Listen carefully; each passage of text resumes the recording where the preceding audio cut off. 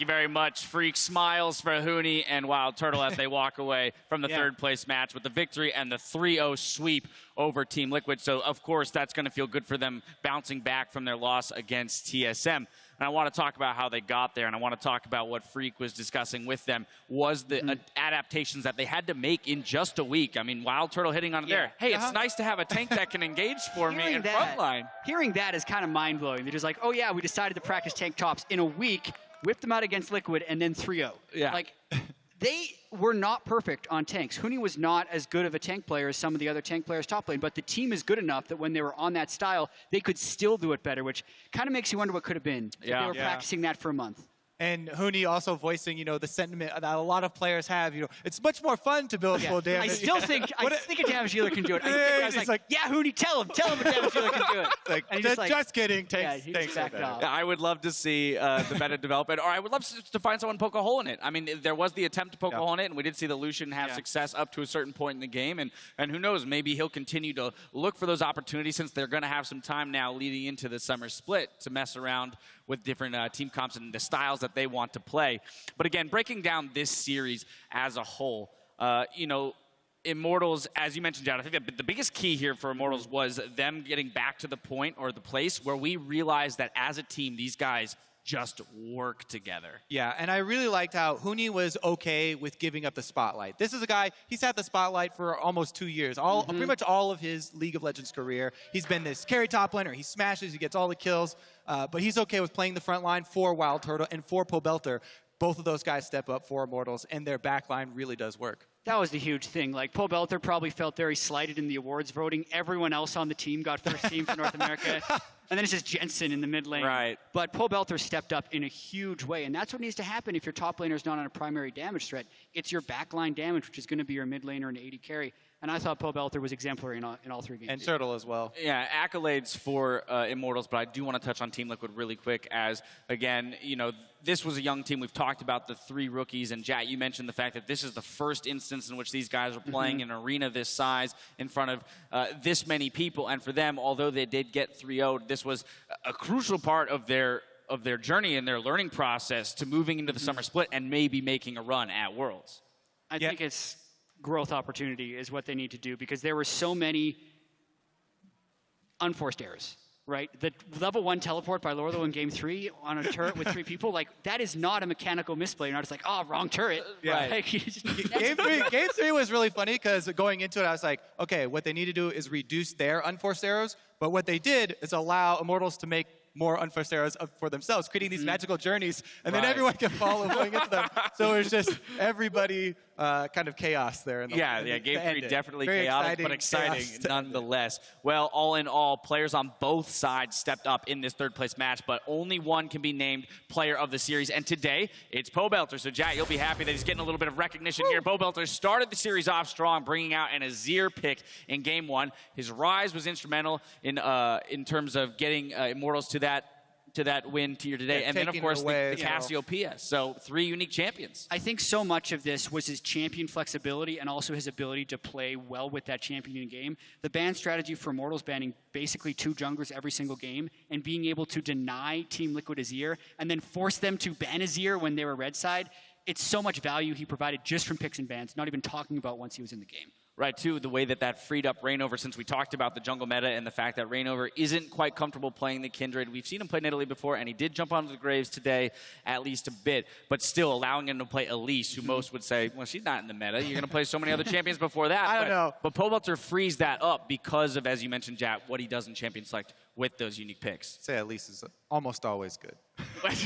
Kobe, she's always in there. Ever the jungler, yes. And maybe it's Dardoch's kryptonite, too. Smithy's Elise was crushing him around corners with those cocoons. Well, hey, when you're flash cocooning Piglet in the same spot that he got cocooned in like 2 games prior to get a huge team fight win and kind of snowball the game off of that, then it works, right? That's at least played correctly. But Pobelter, unsung hero, well, no longer the unsung hero. He was the unsung hero, I guess, of the regular season. I don't think he deserved first team mid laner, but this series, he was absolutely all that. All righty. Well, there you have it for the series. Now, earlier in the day, we asked you to send us your favorite game-changing moments from the 2016 LCS season. So let's check out some of your submission. First up, from 13OU31, who writes, the Wild Turtle 1v3 with Kalista, that was one of the better moments of the year. Here you go. But rushes back, can't find the Q, but here comes Curtain Call. Pobelter has to block this, he's gonna get slowed. He finds Huni, and he gets the crit! Pobelter stopped blocking it, and he goes back in for Sneaky, but Russian Balls, unstoppable, maybe even literally, as he keeps going in. Turtle, 1 versus 3, and he takes 3 of them down. This game is delivering in every conceivable way. Turtle sticking around until the very end of the team fight and never backing down. Yeah, and if I'm not mistaken, he did a 1v4 later in that game when he had Sterix Gate. What is in common with all of these games where Turtle keeps taking on multiple enemies? He's on Callista. Yeah, yes. true. Yeah, very proficient on that champion. Next up from Charizard, who remembers Echo Fox versus Team Liquid, the last team fight at the Inhibitor where Big literally broke the sound barrier.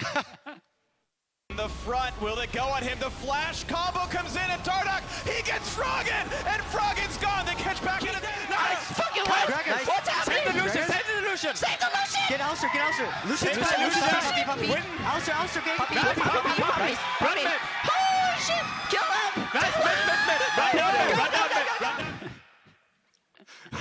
The start is the best. What's happening? I know, it's memorable, but not optimal. Never do you want to say what's happening as loud as possible. Especially as your shot caller, too. As one of the 2 dedicated shot callers on that team, you need that person to be like the voice of reason. Or was it like this? It's more philosophical. What's happening? It doesn't matter what's happening. Protect the Lucian. It doesn't matter what the answer to that question is. Protect the Lucian. There you have it. There you have it. All right, well, our last tweet comes from Doraga's cousin. I hope I got that right. Definitely Balls pulling back the second C9 game against TSM on Gangplank. Here you go. The heel comes out, and now TSM looks like they have to turn around a bit. Hanser gets locked down and taken down. Doublelift trying to stand up front. His crits will change this fight. There's another hit from Balls. He comes up huge. The double kill for Sneaky. They could wipe out Team Solomon right here, and they have Baron to get in the base. You have to be kidding me. There in Doublelift, he's getting too close. As soon as Fenskaren and Yellowstar went in, that was it. Cloud9 have held their breath 46 minutes, waiting for the right fights, waiting to scale, waiting for the right items, and they have found it now. I mean, that was only one of many GP plays that we saw out of Balls, because there was the other fight near the Raptors that one time where he got a huge flash auto crit in order to save the game there. He definitely hard carried that game. That was huge from Balls. And it really illustrates that point. There's so many small things for you to keep in mind in those late game team fights. If you miss one barrel and you forget to put one auto attack, it can change the entire game. Yeah, GP, very fun champion to watch. Unfortunately, it was banned out all through the series today, so we didn't get to see Huni play it. But, ladies and gentlemen, with 3rd place in the books, we can officially distribute some of the remaining championship points. With their win today, Immortals earned themselves 3rd place in the Spring Split and 50 championship points to spend towards an invitation to the World Championships. That means Liquid earns 30 points, and previously eliminated teams Cloud9 and Energy Esports each earn 10. Now, the remaining points will be distributed tomorrow following the conclusion of the Spring Split Championship Finals. That matchup, of course, is another meeting of the biggest rivals in the NA LCS, Counter Logic Gaming versus TSM. That showdown starts immediately following, tomorrow, immediately following EU's championship match between Origin and G2 Esports. The stream starts at 8 a.m. Pacific, so be sure to tune in because you won't want to miss it. Now let's focus in on that series tomorrow. I mean, we do have, of course, CLG TSM, so repeat of the summer finals. But initial thoughts, given what we've seen from these teams in the playoffs so far? If you base it just off of the playoff results, TSM 3-0'd the team that just 3-0'd Team Liquid, but I don't think it's that simple. I definitely feel like it never is. It's ridiculously hard to call. Like, we did a Death Timers on Peach with Irene where I argued for CLG, but one person has to argue for either side. Like, I still can't quite make up my mind about who I think is the edge. So excited because there are almost too many stories in this matchup. And not only is it a rematch of last year, but is the 2 oldest organizations. Plus, it is TSM who got Doublelift, one of the marquee player here for CLG, and now he's looking for redemption, playing against his old team. They're trying to justify, releasing him from the team. It's just so much goes into this next matchup. Right, and then of course we have had all of our conversations around meta, and with CLG, there were similar concerns with Darshan, like the fact that they wanted to run 1-3-1 constantly with Darshan, but he seems to have jumped onto the tank train no problem. And of course, on the flip side, you have Hanser, who's been known to pick up pretty much anything you need him to pick up throughout the season. Exactly. Hanser's been a jack of all trades in the top lane, but I also do feel like Darshan can play Echo, and I think he's a high enough mechanic player. He can easily jump on a Gragas. I don't want to see him on Maokai because he has a history of mediocre games in that regard, but like, that is, once again, just one matchup. Like, CLG has all the teamwork, and TSM has had the teamwork recently, but it's only been for a couple of weeks. And the question will be, can they sustain just that in time. as the stage grows? And yeah, just in time. There are so many big storylines and even just big questions pick and ban and champion pool-wise here. Yeah, I mean, you know, we have time to continue to talk about these, so let's dive into a few of those matchups. I mean, specifically, let's go to that bot lane where you're going to have Doublelift up against Afromoose. So guys who won the title together just last split are now going to be facing off against each other this year. So something's got to give in that matchup. Yeah, those guys were so good when they played together. They've also been extremely good playing apart from each other, right? You know, Yellowstar in the bottom lane for TSM has had a really rocky beginning of the season, and just stepped up in playoffs. So it's going to be that same thing that you're talking about, continuing to look to see if they can continue that in the finals here. Meanwhile, on the other side, there's Stixxay with Afromoo now. Afromoo has been great. Stixxay is one of those rookies who's even talked about himself how he is nervous on these big stages still. And usually in scrims, he feels very confident in his laning phase, but it's been lackluster on the big stage. Yeah, you talk about the Doublelift Afromoo lane that was the best 2v2, but they are still the best parts, even when they're separated on a team. So they almost cancel each other out if they actually end up in a 2v2. I'm very interested to see how that plays out because they will know each other's tendencies so well. And Stixxay and Yellowstar have felt very questionable in the lane phase at times. Yeah, I think that, you know, you kind of run into a similar situation that we had today when you look at CLG's roster. You've got Huhi and Stixxay. They've played on a couple stages. This won't be their first one like some of the Liquid players today, but compare that to TSM on the other side, and again, you've got guys who played on pretty much every stage out there when it comes to League of Legends. Yellowstar, although having a rocky season, probably isn't going to feel any jitters walking up onto that stage after having played in the semifinals at Worlds. So they've got that going for him. Or the fact that this will be his 7th LCS final, the only player to play in all 7 finals. So, like, jitters shouldn't be a problem for him, but still, getting his mechanics down in synergy with the rest of TSM's team has been what has been a struggle for him the entire split. And even though they were so far ahead in some of those Immortals games, there were moments where Yellowstar was way ahead of the rest of the team, and they were still a little bit slow to follow up. So they're going to have to make sure all those things are clean because CLG will be I think, the best opponent they play at in the playoffs. Yeah, it just reinforces that story where CLG, part of their decision in releasing Doublelift in the offseason was to focus so heavily on teamwork and synergy and, you know, and communication, whereas TSM brought in a bunch of stray stars. Yes, they're stars, you know, but from all different teams, and trying to put them together has taken time.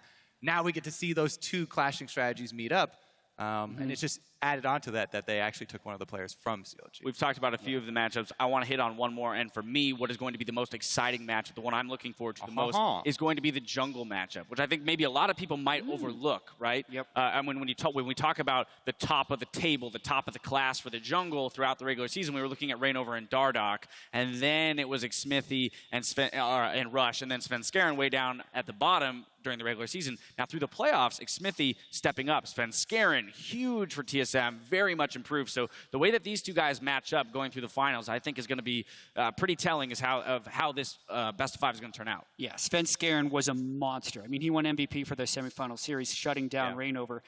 Nidalee has been red side banned by both of these teams in every game they played in the playoffs. So I think that will continue forward. I think Svenskeren has been amazing recently. He hasn't maintained that excellence so far. We'll see if he can do it against Xmithie. And Xmithie has actually been the most versatile jungle in all of NA because he's played actually every style of the split to a pretty high level. Yeah, both of these guys are very willing to play the top tier of junglers right now. So it's going to come down to picks and bans. All right, well, we've talked plenty, and that's going to give lots of things for you at home to ruminate over this evening. And then, of course, we'll have more to talk about tomorrow. Thank you for watching today, though. Now for myself, the casters, and the entire live broadcast crew, thank you for watching, and we'll see you tomorrow for the finals.